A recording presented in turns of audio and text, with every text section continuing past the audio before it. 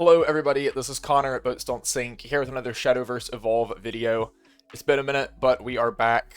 Grand Showdown in Mexico City is over. That was a blast. So BP10 format has officially started with all these Grand Showdowns. So a little late on getting this out. I wanted to have it out last week before all the events, but Rosemont into Mexico City just kind of kept me a little too busy with that. But here we are. This is going to be the tier list and meta overview for BP10, Gods of the Arcana. I'm actually a little glad that this is coming out a bit later, because I think I have a little more insight on the format, having actually played in the first event for it now. I think most of my opinions are the same, but I did have a chance to shift a little bit of stuff around before I got this out. So yeah, without any further ado, let's take a look at the content of BP10 before we get into any deck specifics. First up, we have the Arcana cards. So this is sort of the main focus of the set. Similar to the Omens from BP05, we have a handful, 9 legendary Arcana. These represent the things you see on tarot cards, if you're familiar with them. You know, so we've got the Chariot, the Lovers, Hanged Man, etc. 9 of these show up at Legendary. The rest show up, well, not all of the rest, but most of the rest show up without their titles at various other rarities, Gold, Silver, Bronze. There's a few that were in the digital game that have not made it to paper. There just wasn't enough room for all of them in this set. But these are your main 9. Most of them are pretty cool, pretty solid cards. Some of them are very much like build-arounds, some of them are more generic pieces of support, but overall they're all pretty solid cards. Next up we have the Advanced cards. So Advanced is a new card type introduced in BP10. It is denoted with this red Advanced label at the top of the card, and has a bit of a fancier gold border around the card info at the bottom. These are cards that go into your Evolve deck, but they are not Evolved followers. You cannot evolve into them. Instead, they can only be brought out from your Evolve deck through effects that specify to bring them out. And this is going to happen through various different methods. For example, Oluwan, Runaway Chariot, the 3-drop Oluwan has an ability on Fanfare, where you can pay for and sack him to bring out Runaway Chariot. All of the Levantine Dragon forms are brought out by banishing a spell from your cemetery that destroys a Levantine Dragon on your field to bring out the advanced forms. So, a lot of different stuff, and we'll keep seeing a few of these cards moving forward. I don't believe there's any in BP11, but when we get the combined BP12 and 13 set, we'll see a couple more advanced cards. BP14 and 15 will give us a couple more. So this is not going to be a super common thing, but it is something we'll see a bit of as the game continues on. Thirdly, we have our anime archetype support. So this is all the archetypes that were introduced in BP, technically BP02, but got their first big wave of support in BP03, Flame of Levantine. So this is going to be the Beast Forest, Heroic Sword, Chess Rune, Armed Dragon, both the Ghost and Demon Abyss decks for Shadow and Bloodcraft, and then the sort of Gemstone Haven deck that featured Diamond Master, Wingy, all those things. Excuse me. These all get support. They don't get any more legendaries in this set, but they do each get a gold and a handful of lower rarity cards, most of which are pretty much specifically designed to support the things they had going on before, and just sort of bring up their power level to current standards. Some of them ended up being quite good this set, some of them end up being still a bit lackluster, but those are a decent portion of the set as well. And of course, as always, there is support for both new and existing deck archetypes in the form of just various cards here and there. Some of that we're going to see, like Deepwood Wolf, helping us get, like, essentially bounce effects by moving stuff to the EX area. Pompous Summons is more Princess support. We get Earthright support, Discard Dragon, Sanguine Abyss, you know, just sort of the usual kind of more generic stuff that we're able to throw random cards at here and there. So, yeah, now let's take a look at the new and updated decks. We'll just go through each craft in order, take a look at sort of what decks got support in this set or are newly introduced, and are actually, you know, sort of worth taking a look at as decks out of BP10. So starting with Forest Craft, we have the obvious Beast Forest, the anime archetype. So this deck got a handful of new cards. First up, we have mainly Windflower Tiger and Salvia Panther. I know these cards definitely terrorized me in my time playing digital. They're not as good in paper, since they're a bit more limited to the Beast archetype. But they're basically going to let you cheat each other out and like reduce cost. So Windflower Tiger, you can bounce any beast with a different name to search for Salvia Panther, and then Salvia Panther gets reduced cost if a beast follower that wasn't a Salvia Panther was returned to your hand. So you can't just loop them with each other. You are forced to sort of have other beast cards in the deck, but it gives you like efficient Storm with a removal effect on Evo. And Windflower Tiger being a 2-drop 2/3 ward is also, you know, quite good stat-wise. We get a couple of other beast cards here. The Rat is just a goblin that heals you when it's bounced to your hand. So good for the beast deck, but also good for just sort of other generic forest decks, since you're going to be playing bounce effects. Deepwood Wolf is a storm body that is similar to the Vanara from last set, 2 sets ago, that scales up whenever followers enter. This is sort of the same thing. Whenever a beast follower is put onto your field, this gets +2/+2. So continuing that sort of theme of wanting to get a bunch of guys to enter the field. And then Deepwood Wolf is also kind of support for a lot of forest decks across the board by being able to put himself and one of your other cards from field into EX area, which is not a return to hand, but does let you trigger like leave the field effects like Harvest Festival, and re-trigger fanfares. Natura Forest, unlikely candidate for more support in this set. It actually mainly benefits from probably the most generic good forest card in this set, Chipper Skipper. This is a 2-drop 1/1 that whenever a mercenary enters your field, it gets +1/+1 in Rush. But on Evolve, you can look at top 4 of your deck, put a follower that costs 2 or less from among them into your EX area, and it costs 2 less to play this turn. So we're going to be benefiting a lot from that in the Natura deck.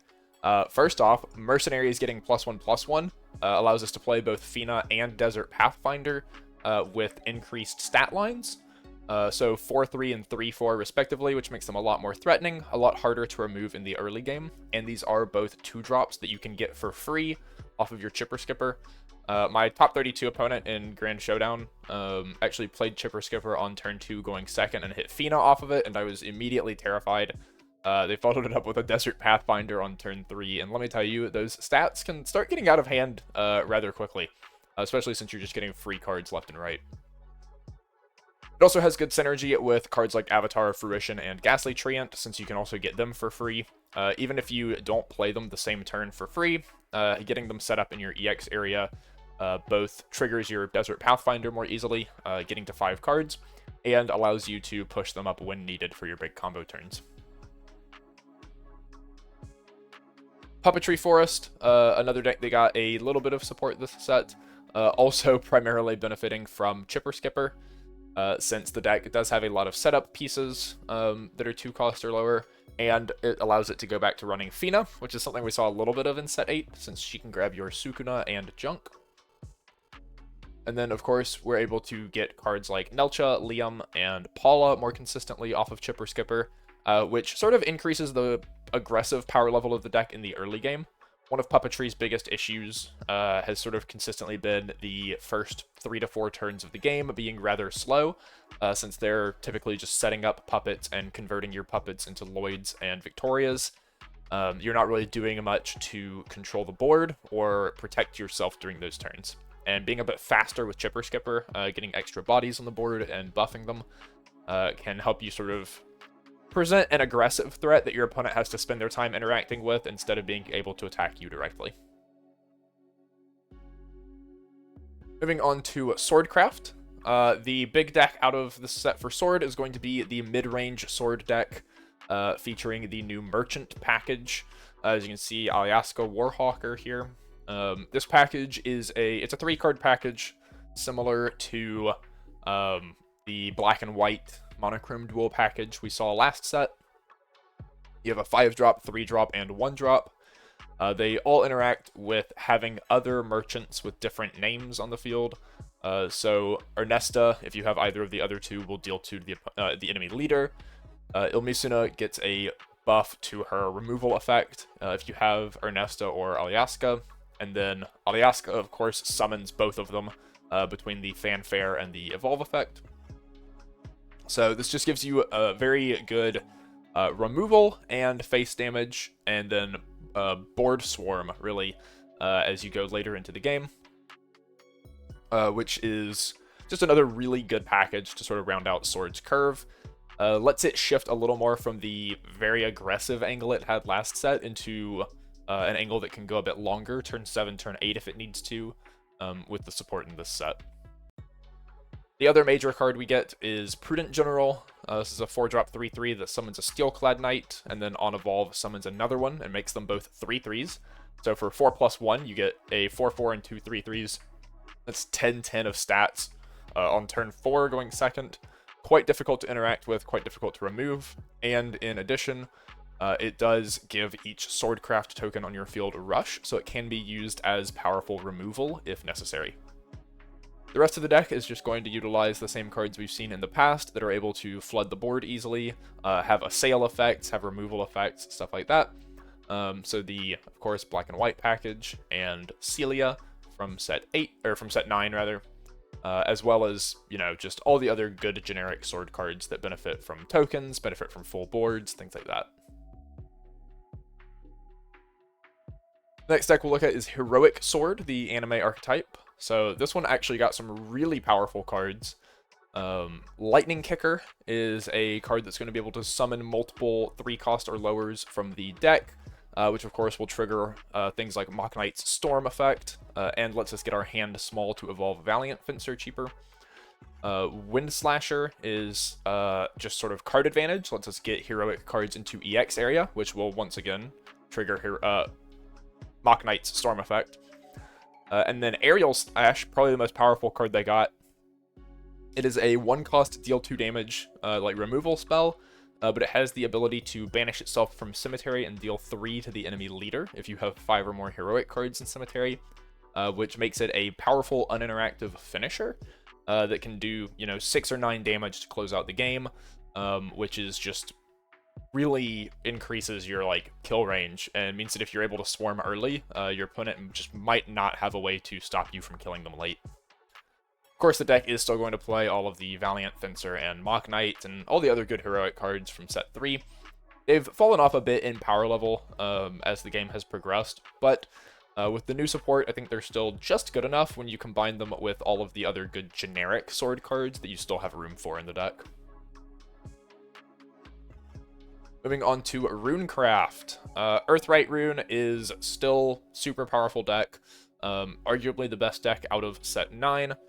Gets a very, very tiny bit more support in this set. There are more than just these 2 cards that support Earthright, but I think these are sort of the only 2 in the set worth looking at. Magical Augmentation is primarily the one that sees play. It sees play as like a 1-of usually. It deals 2 damage to an enemy follower on the field, but if you Earthright 2, it deals 4 instead, and you get to draw a card. Main issue is that Earthright 2 is a lot of stacks. You don't often have that many extra you can spend, especially if you've been using them on Caradon and Riley. But 1-cost 4 damage removal that replaces itself can be good in some scenarios. Creative Conjurer is also another follower that can add 1 to a stack on your field, so he can help you build up your stacks to spend. Or if you have enough, you can choose to spend 1 to deal 2 to your opponent directly. This card doesn't see as much play, but it is still, I think, a viable option for the deck. The other main thing that Earthright benefits from in this set is Zelganea. So this is the only neutral legendary in the set. It's a rather powerful, just generic mid-rangey tool. So Fanfare, it destroys an enemy follower if you have no other followers on your field, and then you get to draw a card. And then Fanfare, if you have 10 or less defense, you heal 5. So both of those effects are quite good, quite easy to resolve in Earthright. If you open a lot of your card advantage instead of your removal and get swarmed early, this gives you a way to stabilize. But also, you know, if you are just playing sort of one follower a turn or playing amulets instead of followers a lot, it's easy to just only have like an empty board with some amulets. So you can trigger Zolganea's Destroy effect. Good against other decks that are just playing one big guy a turn. And the big thing, you can pay 10 and banish him from Cemetery to put the advance form into your EX area, which deals 4 to your opponent and their whole board at each end step. And then if you pay 10 again to play it from your EX area, it deals 10 to your opponent. Earthright is one of the few decks that will actually go into the longer turns of the game, since most of its finishers don't really start coming online until, say, turns 7, 8, 9, especially things like Ancient Alchemist. Zolganea just gives you another option for those games that go very long, which could be the mirrors, could be like control matchups, especially if they're able to answer your Rileys efficiently. So it just gives you another sort of uninteractive way to put a timer on your opponent. Chess D-Shift Rune. This deck is basically the new evolution of D-Shift, the new evolution of Kuon even. It is still a Kuon deck, still a D-Shift deck, same as it's been since set 6, but the new thing you have here is chess cards. So, while these were meant to support the actual chess deck from set 3, it turns out instead they just gave us a bunch of really good spells, so we can ignore all the followers, use all of our draw ditch effects, sorcery caches, things like that, to get chess cards into the cemetery, and then Skewer and Checkmate, specifically out of our new spells, are very powerful. Checkmate's a board wipe, deals damage equal to the number of chess cards in your cemetery, and then Skewer, your opponent, either you can make your opponent sack a follower, or you heal 3, or you draw 2. If you have 5 chess cards in cemetery, you get to choose 2 of those modes. So it becomes a very efficient, like, heal and draw card, or removal that can answer things with aura, such as Liad. And then Gambit is less good since you're not playing followers in this deck, but still gives you a 3-2 for 2, like a 3-2 rush for 2, or a 3-1 rush for 2, and is a chess card to put into your cemetery. In addition, you'll play some of the older chess cards like Check and Blitz, which are just sort of generic removal, but they are going to count toward your chess count. The deck plays Magic Owl, Veridic Discovery, Sorcery Cache, all of these things to help us get spells into the discard quickly, both to fuel D-Shift and Kuon, and to make our chess cards more powerful. So it solves a lot of the issues that the D-Shift Kuon deck had originally, with sort of getting swarmed early if it didn't have good enough removal, or answering very wide boards. Things like Anastasia boards could overwhelm it quite easily. Checkmate now just kind of makes those things trivial. Moving into Dragoncraft, the main thing we have here is Armed Dragon, taking up a whopping 3 legendary slots with the 3 advanced forms it got. So it's going to be Levantine Dragon dual form Alpha, Beta, and Gamma. Alpha is sort of your generic offense removal card. Beta is your defense form, and then Gamma is Storm, which is it's the most powerful form. It's the one you're going to be using the most. It scales up in power and has Storm. All 3 of these are pretty solid, but Beta and Gamma are the ones that typically see play. You're bringing them out through a new spell called Dual Rage, which allows you to search your deck for an armed follower, put it in your hand, and then summon any armed follower from your hand.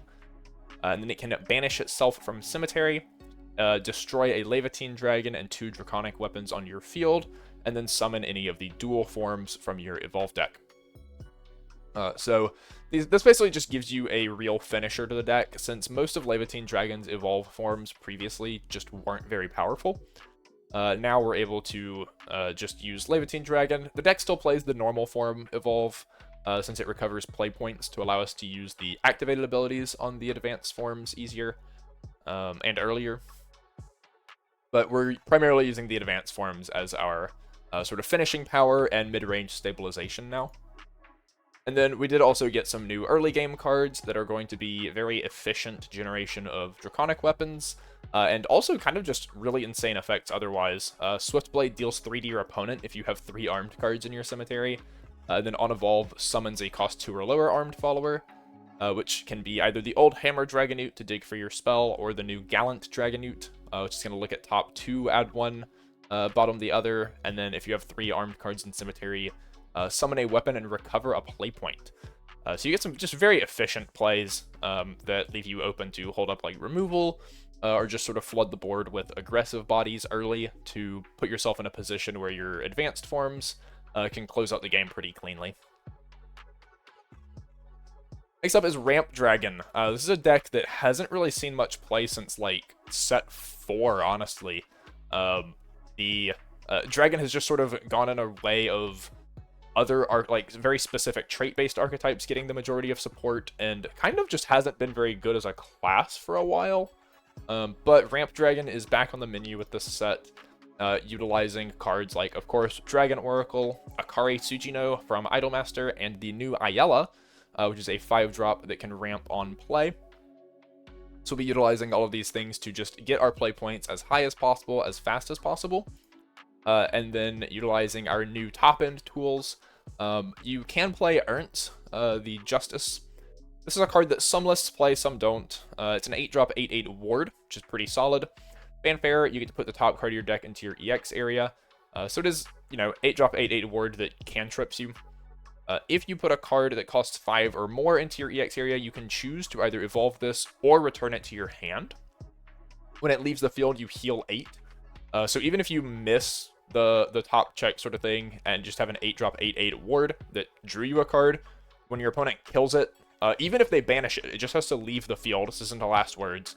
You heal 8, which makes it a very good stabilization card. It's basically impossible for you not to heal 8 off of it. Also triggers if you choose to return it to your hand, though. And then if you choose to evolve it instead, you get an 11/11 Storm that ignores Ward. So that can be a good way to just close out the game if your opponent is already weak and you do hit that top check. The other good option we have here is Zelganea the World, of course, being a 5-drop that can destroy an enemy follower if you have nothing else. If you've just been playing ramp and removal spells in the early game, you drop this on 5, blow up their big guy. You're probably not going to be at 10 or less to heal until later in the game, but it does give you a cheap heal option once you do get to that point. And since we're going to be getting to 10 play points quicker than our opponent, we can get Oh Great World into our EX area at a pretty reasonable pace, hopefully while our opponent is still only on 7 or 8 play points, which can lead to board clears and face damage that just sort of provide more inevitability that our opponent can't deal with. Abysscraft. Abyss got some really cool stuff this set, though I don't think any of it's particularly top tier. Control Abyss got some really fun cards. So the main thing we're looking at here is Milteo the Lovers. This is a 5-cost 4/4. Fanfare, discard a card, reveal from the top of your deck until you hit 2 followers that cost 3 or less. You summon both of them, shuffle the rest, put them on bottom of deck. A lot of value for 1 card. It's a discard out, which helps fuel Necro Charge. But then also turns 1 card in your hand into 2 more bodies on board for free. You get a 4/4 plus 2 3-drops. And then at the start of your end phase, if you're at Necro 20, this evolves for free. On evolve, you can pay 2 to destroy each enemy follower and change each enemy leader's defense to 6. So this is kind of like a super Azazel kind of effect here. Very, very solid card that just helps you sort of almost be aggressive with board, but because of you're playing Abyss, all the things you're summoning are probably like, Marzinski, Rule and I, Bone Chimera, like removal pieces. Especially if you're already hitting Necro Charge, which is pretty feasible, considering Milteo is like a 5-drop. If you're getting to Necro Charge 10, your Marzinski's a removal, your Rule and I is a removal. Bone Chimera is helping you get to Necro 20 while also being Russian Bane. So pretty good removal there. And it just leads to like a very powerful advantage engine that's also fueling your game plan. In addition, we also get a new top-end Death's Breath target, Deathbringer. This is basically a better Israfil. So 8-drop 7/7, Fanfare, destroy an enemy follower, deal 2 to its leader, and heal 2, and then on evolve you'll do the same thing. This can't answer a like 5-wide board, but Israfil healed you 4 and then needed to both evolve and be able to attack to clear anything. Deathbringer clears 1 body whether you evolve or not, clears a 2nd body if you do evolve, and can attack a 3rd body if there is one. So it can still clear 3 things pretty efficiently, still heals you 4 if you do all that, but it also deals 4 to your opponent. It just has a bit more flexibility. So I think this card's quite powerful, very good Death's Breath target for the deck. We also have Luzen Temperance, which is a pretty solid card specifically for the D-Shift chess, like Kuon matchup. It's one of the things that I think is going to give maybe Abyss a reason to see play. Luzen makes both players discard down to 2 cards on Fanfare, which Kuon can't kill you with 2 cards in hand. Most of their combo they can hold is the D-Shift and the Kuon, which is just not enough damage on its own. So they're going to have to top deck into more stuff. You reduce damage that your leader would take. Your opponent can't play more draw spells, so they can't just keep draw spells and try to like draw more after you rip their hand down. They have to answer the Luzen first. And the Luzen has he has a spell and an amulet that one of them damages you and draws cards, the other one heals you and can search Luzen. So these cards are less important, but Luzen himself will see some play as sort of a lock your opponent out of the game piece. And of course, since we're control, Zelganea is still going to make an appearance here because the game can go long enough to use his effect. The Ghost Abyss deck, I think I forgot to change the icon here. This is supposed to be Sincere Masquerade Ghost, not Ektar there. But Ghost Abyss is the anime archetype, of course. It really wanted to be good this set. Sincere Masquerade Ghost is their new card. He's a 5/5 Storm that gives you 2 of the Gargantuan Ghosts, which are the ward ones. Whenever a ghost is put on your field, it gives +1 attack and rush. This is Ghost in its name, not Ghost tokens. So you do get to give various other followers like Ghostwriter and Ghostmaid this buff as well. And then last words, he brings Masquerade Ghost from your EX area back onto your field engaged. So of course we are playing the old Masquerade Ghost, and the new spell Sincere Soul, which can summon Masquerade Ghost, give him a ward, and then if you evolve Masquerade Ghost and he goes to your EX area, you can activate Sincere Soul's effect to banish itself, and then summon Sincere Masquerade Ghost from your evolve deck. So the deck kind of just ends up in this loop of you play Masquerade Ghost, and then you summon Sincere, and then Sincere summons the Masquerade Ghost back out. You can evolve it. It goes back to EX area, summon another Sincere. And these cards are just making like ghosts and Gargantuan Ghosts and trying to buff them and storm your opponent some. And then, of course, we got a bunch of other cards that care about ghosts or make ghosts or want ghosts in your EX area that are going to be sort of removal, card advantage, things like that. So it really wants to be a good archetype, this set. I think it's just a little too fragile, doesn't quite have enough good ways to win the game, unfortunately. But definitely something like ghosts always keep getting more support, I feel like, over time. So definitely something to keep an eye on. And lastly, for Abyss, we have the Angel Abyss deck. So this is something I know people have been wanting to be good for quite a long time. The Angel, sort of Fallen Angel support stuff. The 2 main new really good cards we get here are Fallen Shot and Corruption Guardian. Fallen Shot's a 1-cost spell that puts an enemy follower back into their EX area and an angel from your cemetery into EX area. And then Corruption Guardian is a 5-drop 3/6 ward that you can discard an angel or fallen angel to heal 3, draw a card, recover 2 play points. So he's essentially a 3-drop 3/6 ward that heals you 3.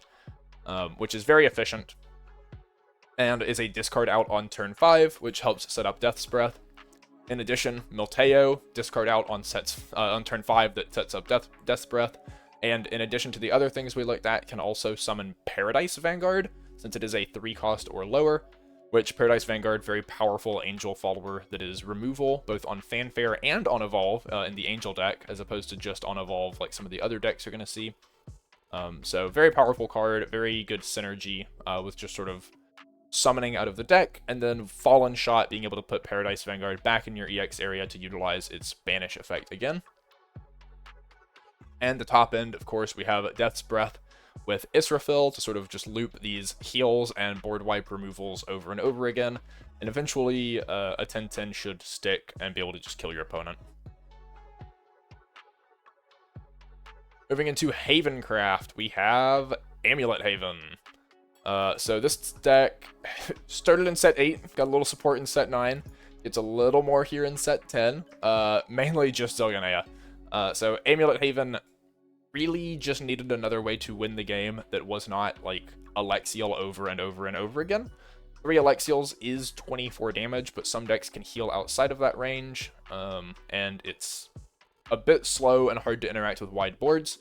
This basically just gives you the option of, instead of playing the 3rd Alexiel Evolve, you get to put a Zilganea in your EX area, board wipe your opponent, and get some extra face damage every turn. And your opponent should be below 10 to just jam the Fanfare on the 2nd turn and kill them. It's also a solid 5-drop in the deck, since we have so many amulets. It's easy to meet the no followers on field requirement, and can also heal us to help stabilize against aggro decks. Gemstone Haven is, of course, the anime archetype, the other Haven deck that sort of got some support this set. It is the Storm Ward deck that you're going to hear referred to. Main things we got here, Stalwart Featherfolk, though not part of the sort of Gemstone archetype itself, is a 1-cost 2/2 ward, which is really good on its own. Fanfare, you can pay 2 to give it +1/+1 in Storm, so for a 3-drop, it is a Novice Trooper with ward. Nice power creep there. Thank you.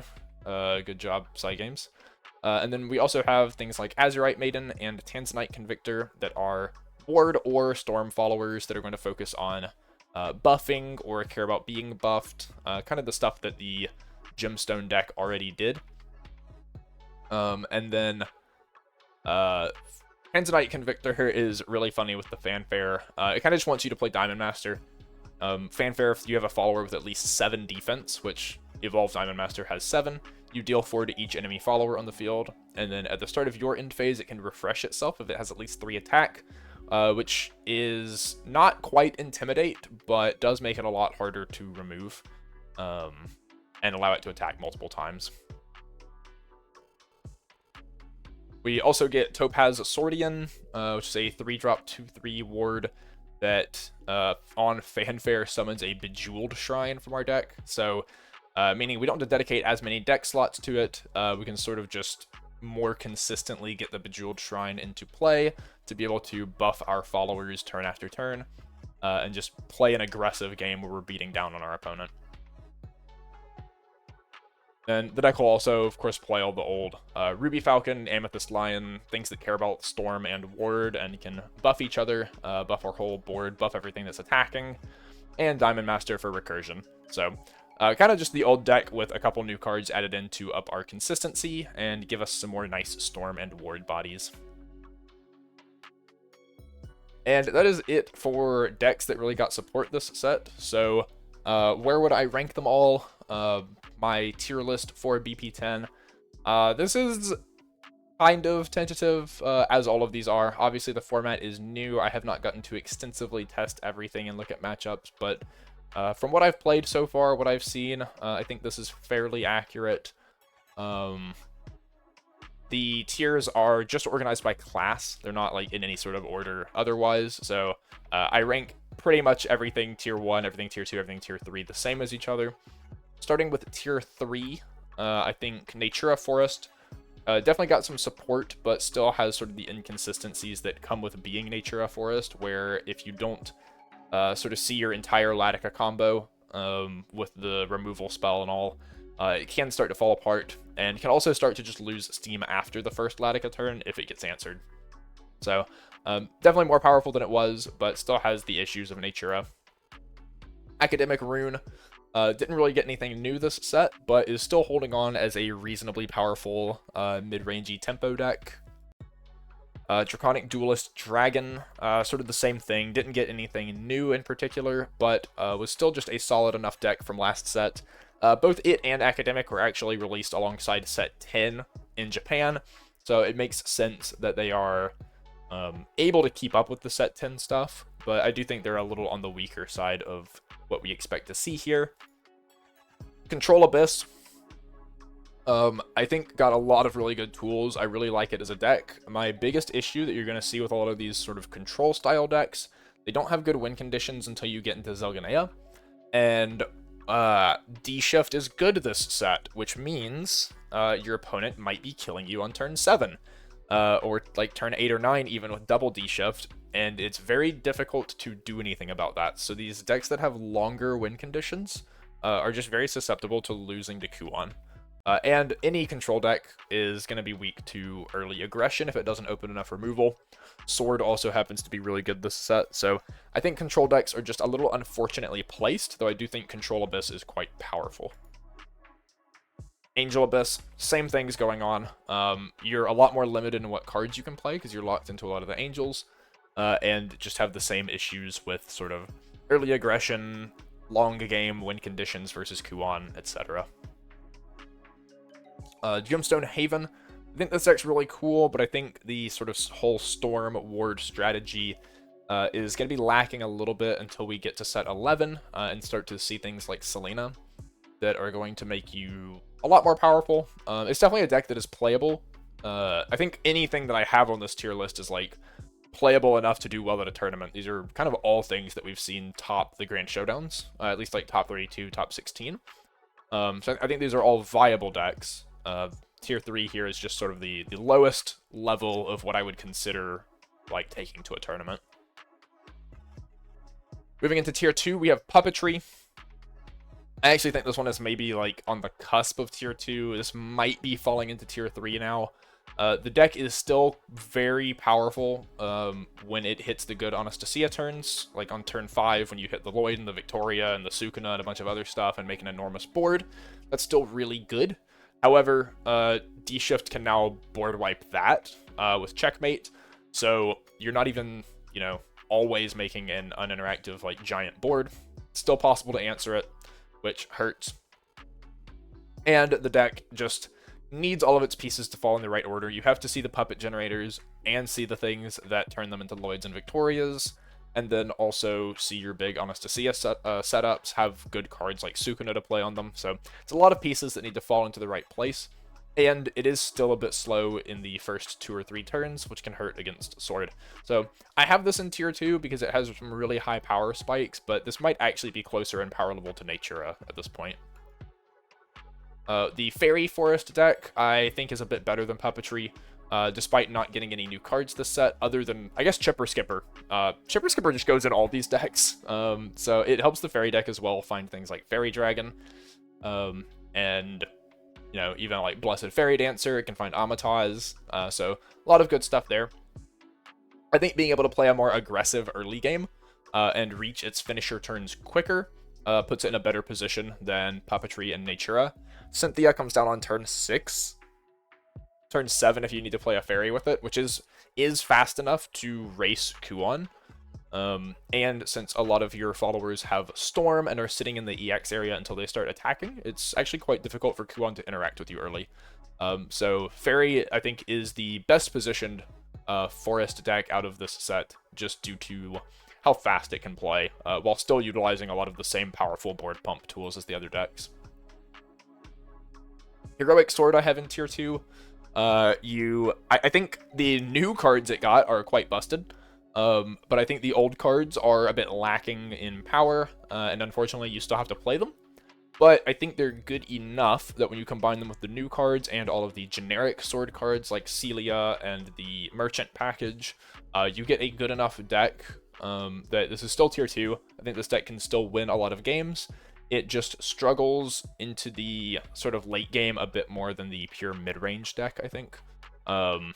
It struggles to survive into the late game. The benefit is that Aerial Slash will kill your opponent in the late game. So I think this deck is quite good if you're wanting to play a sword deck that isn't just mid-range. Heroic is pretty strong. I also have Armed Dragon here, though this is a deck that I would consider bumping into tier 1. I think the biggest issue with it is just it's sort of the whole setup thing that a lot of other decks struggle with, where your first, 3-4 turns are going to be get enough weapons that you can dual rage efficiently. You are basically pure removal spells, but that doesn't really help you against wide boards, since a lot of the removal is 1-for-1. So you can get pressured early, and you really have to rely on the advanced cards to stabilize. But they're very good at doing that. So if you get there and you find the spell, you can stabilize and turn games around. If you don't find the spell, your deck doesn't do much. So pros and cons, but I do think Armed is quite powerful, maybe the best deck in tier 2. If not, maybe the worst deck in tier 1. Close either way. Ramp Dragon, I think solidly tier 2. Kind of struggles from the same issue as the control decks, where Kuon is a problem, but because you can ramp ahead of Kuon, you can actually get to a lot of your win condition cards quick enough to sort of outpace them, especially if you're playing something like Ernst. Vampire Abyss, I think, is still powerful, but has fallen off a little bit from last set. If you look at Japan's results, you would certainly think it's tier 1, but I think it struggles a lot into the amount of removal that this format has, and it struggles into just the very fast pace that the aggro decks can put out this set. So Vampire basically also has to play very aggressively. I lost to a Vampire deck in like 4 turns at Grand Showdown because they opened, Green Raven into Red Raven, burn me into burn me again, play a pump spell, hit me for 7 on turn 3. But those kind of openings are a little few and far between, and are still very susceptible to removal. I only really took that much damage because I didn't open anything to trade into their followers efficiently. But still strong deck, a little weaker than it was before. Amulet Haven, I think, is quite good. It still has all of the really good control aspects it had before, but with an even more consistent way to close out the game. I think Amulet was quite good last set, in fact, if it just had a little better way to end the game. And I think now that it has that, maybe its only real weakness is Kuon being able to take it long enough to hit it with double D shift and just sort of OTK. But I think otherwise Amulet's actually very well positioned into a lot of the format, just with the removal and healing it has, and all the face damage from effects. Moving to tier 1, mid-range sword, I think this is the best deck in the format. Just cleanly. It is aggressive, it goes wide, so it's hard to remove. It can keep rebuilding board after board, even when it gets board wiped, and the late game has good face damage just from effects, but also has very powerful storm followers. It kind of just has everything you want out of a sword deck. It's either this or D-Shift as the number 1 in the format. I pick mid-range sword personally, I could see either way. But this deck's insane. It's just insane. D-Shift is, of course, going to be the other one here. The Kuon chess variant. Kind of hard for me to fit all that on my little icon here, but this deck also just has more removal than anything else can sort of play through. It is the one deck that can actually board clear sword over and over again enough times to make a difference. And against any deck that's playing into the long game, you will OTK them with double D-Shift or whatever. And a lot of decks will just fall over to single D-Shift on turn 7. You can get there fast and consistently now. So, very powerful deck as well. And Earthright, similar to Vampire, has sort of fallen down a little bit this set, but it still just generates so much card advantage, has so much recursion. It plays out of the discard so well that it's hard to run it out of resources. So, all the card draw from Riley's, all the board clear, and all the getting your amulets out from Faust, even without very many new cards, this deck is still quite powerful. And I think good enough to be at the bottom of tier 1. So, yep, this is it. This is my tier list for set 10. Leave your thoughts if you think maybe I'm just massively misevaluating any of these decks, or there's decks I've completely missed here. Let me know. Otherwise, thank you for watching. I know these videos go on a bit long just because there's so much to talk about, but yeah, thank you for watching. I'll have some deck profiles coming out on these decks soon, starting with the sword deck that I played in Mexico City. If there's any specific decks you want to see sooner rather than later, let me know on that as well. Otherwise, until I get some stuff out, there should be some videos on the screen for you to check out, and I will see you next time.